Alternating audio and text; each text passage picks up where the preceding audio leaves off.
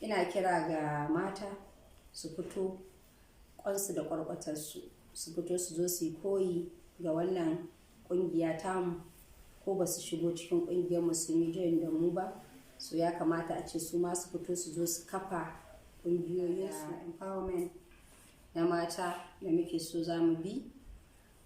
Za mu fara tallafa musu, za mu koya musu sana'o'i.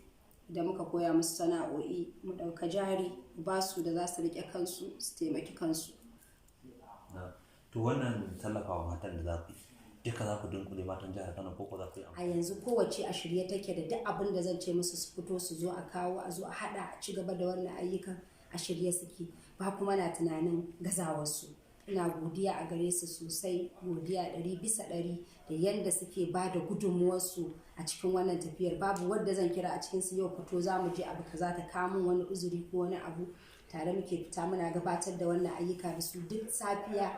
Kowane mutum zai ba da lokacinsa tun daga safe har dare. Ya ɗauki masarautu, wannan masarautu guda 5 na jihar Kano, so da su za mu fara yin insha Allah. To ku za ku ba matan horon ko dai kawai za ku ɗauko su ne ko ba su jari?